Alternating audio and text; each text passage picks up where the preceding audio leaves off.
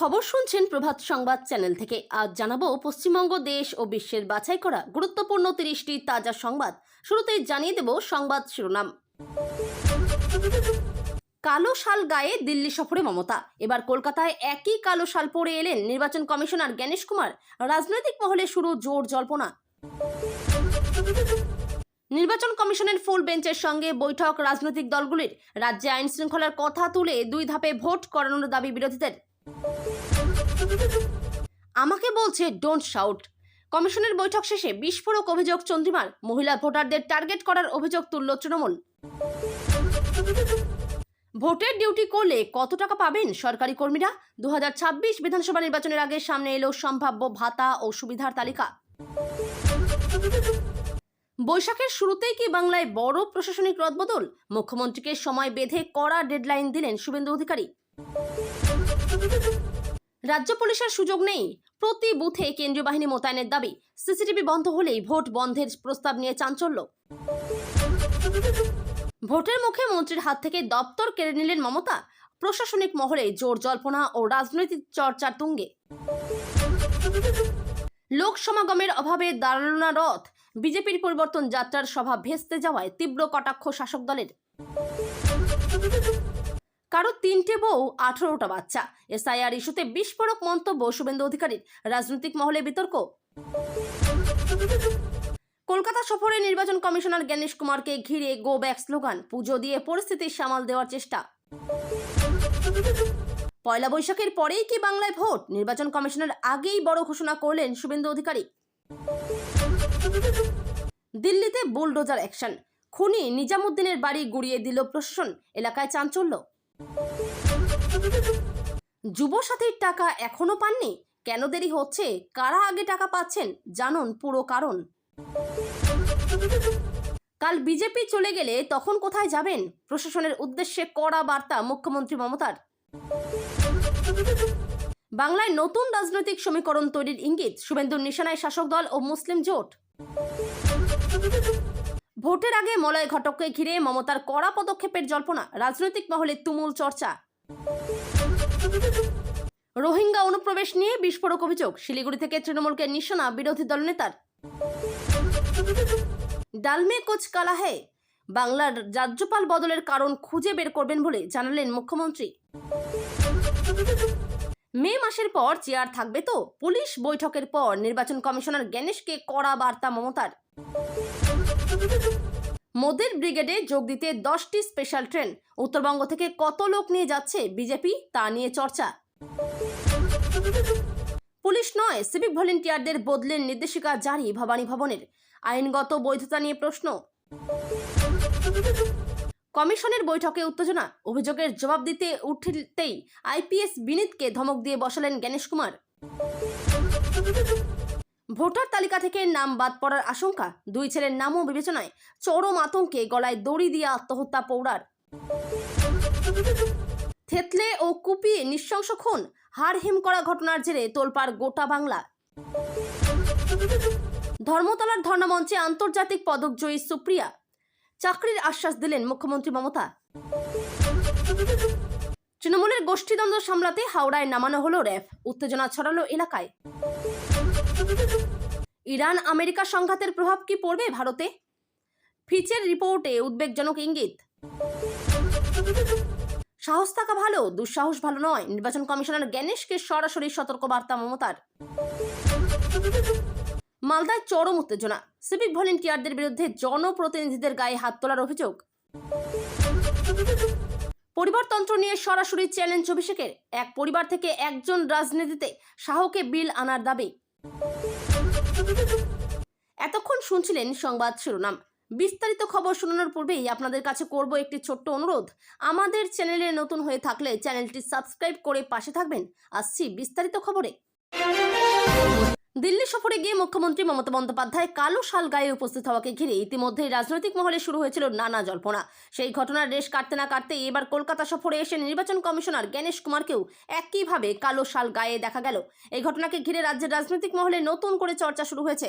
অনেকে বলছেন এটি নিছকই কাকতালীয় ঘটনা, আবার কেউ কেউ মনে করছেন এর পেছনে রাজনৈতিক প্রতীকী বার্তা থাকতে পারে। উল্লেখ্য, সম্প্রতি নির্বাচন কমিশনের সঙ্গে রাজ্য সরকারের একাধিক বিষয়ে টানাপোড়েন তৈরি হয়েছে। ভোটের আগে প্রশাসনিক প্রস্তুতি, কেন্দ্রীয় বাহিনী মোতায়েন এবং নির্বাচন প্রক্রিয়া নিয়ে শাসক দল ও কমিশনের মধ্যে মতবিরোধ প্রকাশ্যে এসেছে। এই আবহেই গণেশ কুমারের কলকাতা সফরকে ঘিরে নজর ছিল রাজনৈতিক মহলের। তিনি রাজ্যের প্রশাসনিক কর্তাদের সঙ্গে বৈঠক করেন এবং নির্বাচন সংক্রান্ত বিভিন্ন বিষয় খতিয়ে দেখেন। এদিকে কালো শালকে কেন্দ্র করে রাজনৈতিক মহলে নানা ব্যাখ্যা উঠে আসছে। কেউ বলছেন এটি প্রতিবাদের প্রতীক, আবার কেউ বলছেন এটি নিছক পোশাকের ব্যাপার মাত্র। তবে নির্বাচন ঘিরে উত্তপ্ত বাংলার রাজনীতিতে এই ঘটনাও নতুন করে আলোচনার কেন্দ্রবিন্দু হয়ে উঠেছে। রাজ্যে বিধানসভা নির্বাচন কবে হতে পারে তা নিয়ে রাজনৈতিক মহলে জল্পনা তুঙ্গে। এরই মধ্যে বিরোধী দলনেতা শুভেন্দু অধিকারী বড় দাবি করে জানিয়েছেন, পয়লা বৈশাখের পরেই রাজ্যে ভোট হতে পারে। তিনি দাবি করেছেন, নির্বাচন কমিশন আনুষ্ঠানিকভাবে কিছু না বললেও রাজনৈতিক পরিস্থিতি বিচার করলে খুব শিগগিরই ভোটের দিন ঘোষণা হতে পারে। শুভেন্দু অধিকারী আরও বলেন, তৃণমূল কংগ্রেস সরকারকে তিনি অনির্দিষ্ট সময়সীমা বেঁধে দিয়েছেন এবং সেই সময়ের মধ্যে বেশ কিছু প্রশাসনিক সিদ্ধান্ত নিতে হবে। তার দাবি, রাজ্যের আইন শৃঙ্খলা পরিস্থিতি এবং নির্বাচনকে কেন্দ্র করে তৈরি হওয়া উত্তেজনার কারণে দ্রুত ভোটের সম্ভাবনা রয়েছে। এই মন্তব্যের পর থেকেই রাজ্যের রাজনৈতিক মহলে শুরু হয়েছে নতুন বিতর্ক।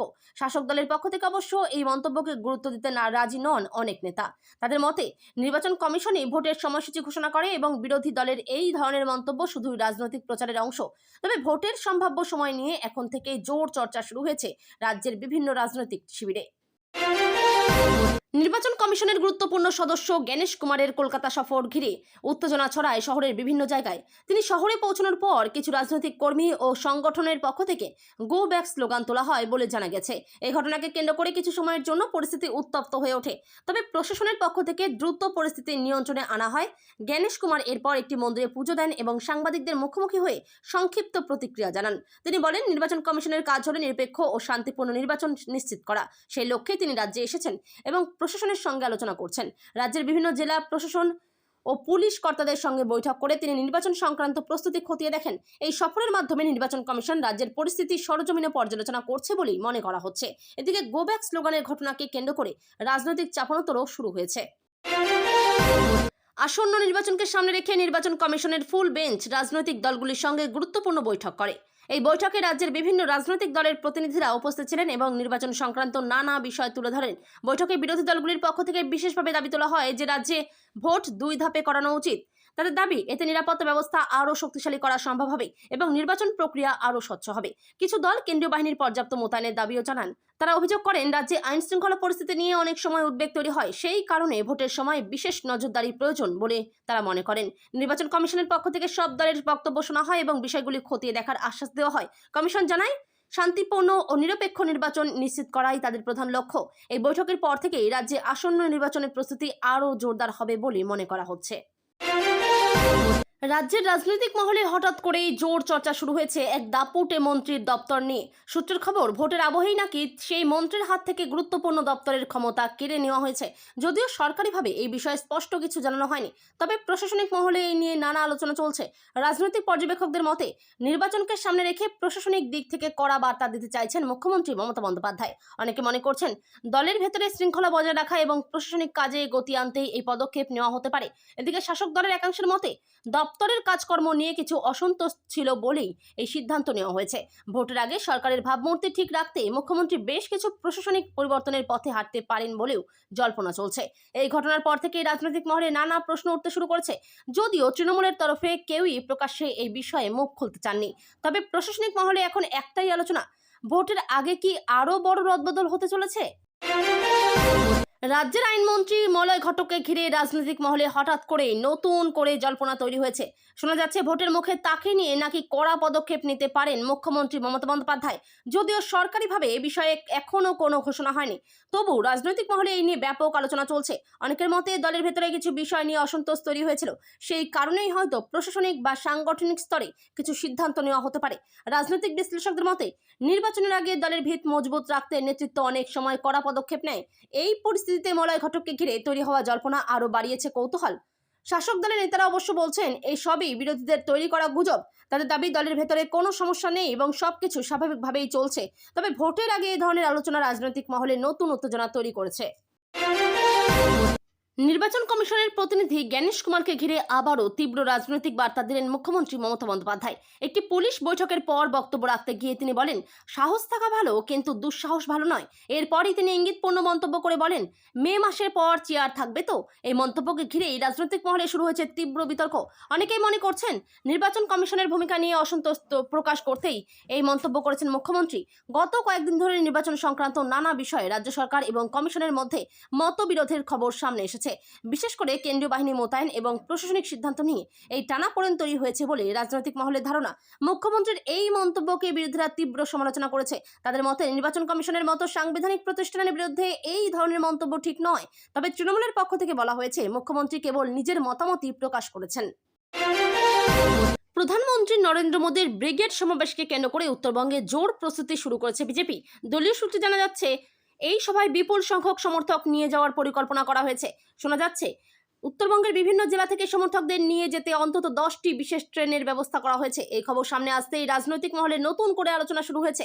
বিজেপির দাবি, ব্রিগেড সমাবেশে মানুষের ঢল নামবে এবং এই সভা হবে ঐতিহাসিক। দলের নেতারা বলছেন, এই সভার মাধ্যমে বাংলার রাজনৈতিক পরিবর্তনের বার্তা দেওয়া হবে। অন্যদিকে শাসক দল তৃণমূল কংগ্রেস এই দাবিকে কটাক্ষ করেছে। তাদের মতে, বাইরে থেকে মানুষ এনে সভা ভরানোর চেষ্টা করছে বিজেপি।